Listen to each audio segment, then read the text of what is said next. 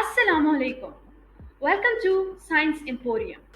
आज के इस लेक्चर में हम पढ़ेंगे system of units, the standards of length, mass, time, SI system of units and physical quantities.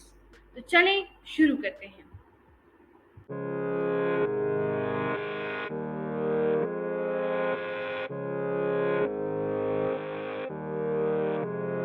System of units basically एक मजमुआ है यूनिट्स और रूल्स का जो एक दूसरे के साथ रिलेट करते हैं। ये सिस्टम्स हमें वो यूनिट्स या क्वांटिटीज प्रोवाइड करते हैं जिन्हें हम मेजर कर सकते हैं। इनकी बहुत अहमियत है daily life and scientific world में, क्योंकि ये मेजरमेंट्स को पॉसिबल और आसान बना देती हैं। ये सिस्टम्स हमें स्टैंडर्ड्स प्रोवाइड करते हैं जैसे कि लेंथ, मास, टाइम एक्सेट्रा। आगे हम इन्हें डिटेल से डिस्कस करेंगे। अब आप सोच रहे होंगे कि क्या ज़रूरत है इन यूनिट्स की या फिर इन स्टैंडर्ड्स की। तो इसका जवाब इस एग्जांपल से समझें कि सपोज अगर आपके पास कोई स्पेस क्रिएचर या एलियन आ जाए और वह आपसे 8 ग्लिचेस के बारे में पूछे इन terms of length, how would you answer? So of course आप आंसर नहीं कर सकते अगर आपके पास कोई स्टैंडर्ड ना हो। दिस इज व्हाई यूनिट्स और standards are important. Now there are three systems of units: CGS और French system of units, FPS और British engineering system of units, and MKS और मैट्रिक सिस्टम ऑफ यूनिट्स और SI system of units. इन तीन सिस्टम्स में widely used CGS और MKS है। FPS ओल्ड सिस्टम है which is not used world wide, but कुछ कंट्री स्टिल उसे यूज करते हैं। एंड अब आप बहुत अच्छे से जानते हैं कि SI सिस्टम्स जो है वो यूनिवर्सली एक्सेप्टेड है। CGS और MKS सिस्टम्स जो है ये वाइडली यूज्ड है for small length measurements, that is they are small quantity measurement units, ठीक है। जबकि जो FPS सिस्टम है ये एक स्कीम है for measuring dimensional and material quantities. The standards of length, mass, time. Let's have a look on length. So length basically distance है between two points in space. 1120 में इंग्लैंड के बादशाह ने यह ऑर्डर दिया था कि लेंथ के लिए स्टैंडर्ड यार्ड होगा, and 1 yard will be equal to the distance between the tip of his nose to the end of his outstretched arm. इसी तरह फ्रेंच किंग ने भी अपना एक स्टैंडर्ड बनाया था लेंथ के लिए। उसने ये ऑर्डर दिया था कि लेंथ का यूनिट फुट है, which is equal to the royal foot of the king. Of course ये एक आइडियल चॉइस नहीं थी लेंथ स्टैंडर्ड के लिए। Every king's foot is not the same. Then, in 1799, the unit of length was declared as 1 meter, which is defined as 1/10 million of the distance from equator to North Pole along one particular longitudinal line passing through Paris. फिर इसमें दोबारा changes की गई and एक और definition present की गई 1 metre के लिए, which was the distance between two lines on a specific platinum iridium bar stored under controlled conditions in France. You can see platinum iridium bar in this picture. इसी तरह 1960s and 70s में भी एक और definition दी गई which was also not constant with time. So finally 1983 में standard definition दी गई length के लिए, which was the distance traveled by light in vacuum during a time of 1/299,792,458 seconds. This was the story of length. ये table approximate values show कर रहा है different lengths की। Pause the video and have a look. Length की तरह मास की भी story है, बट मास के लिए स्टैंडर्ड जल्दी एंड इजीली मिल गया था, which was platinum iridium cylinder mass. ये एक अनयूजुअल अलॉय है जो काफ़ी स्टेबल है, जिसकी वजह से आज तक यही स्टैंडर्ड है मास का। According to this, 1 kg was defined as the mass of a specific platinum iridium alloy cylinder.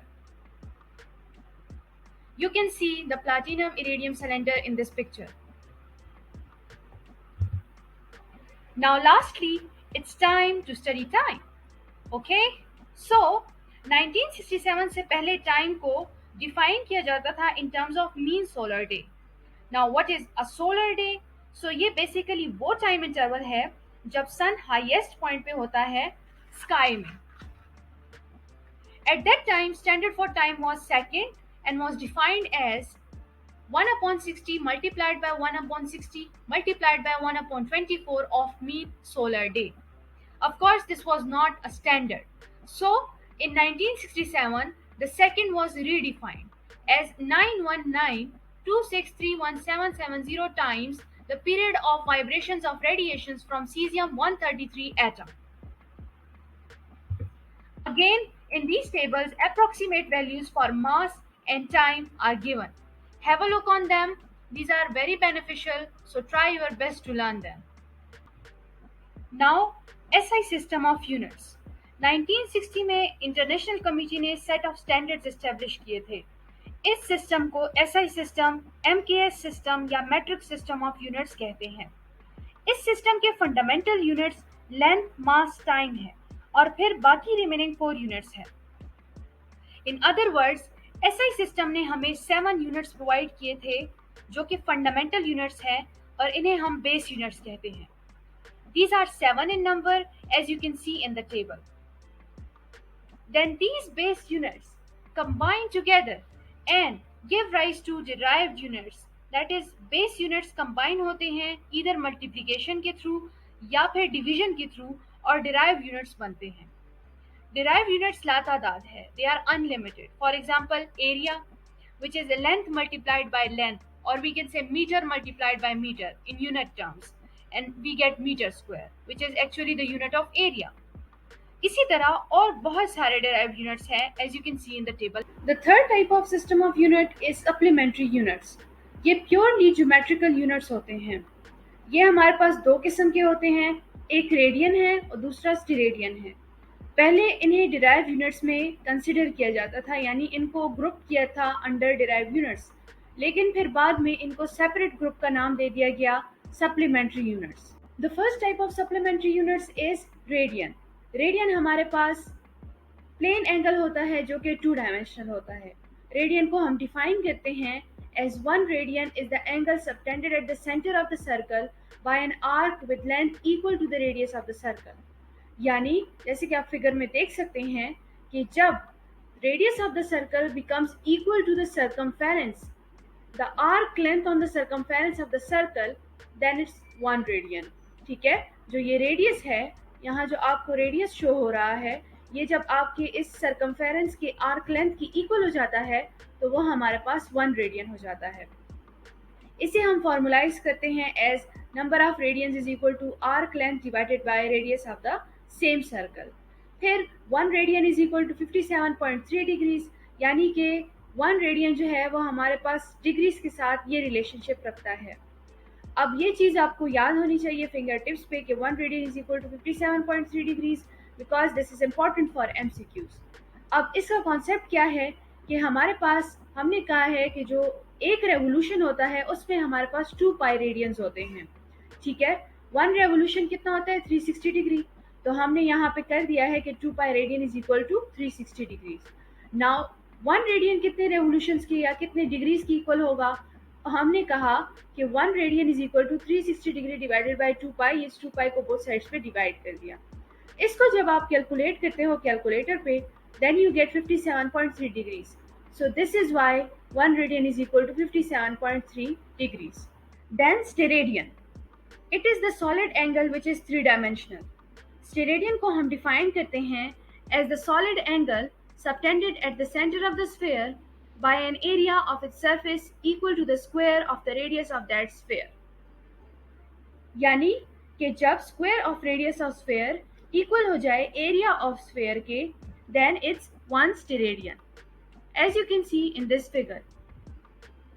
इसे फॉर्मुलाइज किया जाता है as number of steradians is equal to area of sphere divided by r square.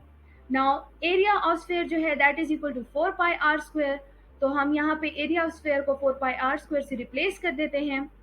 r square and r square जो है वो आपस में cancelled out हो जाते हैं.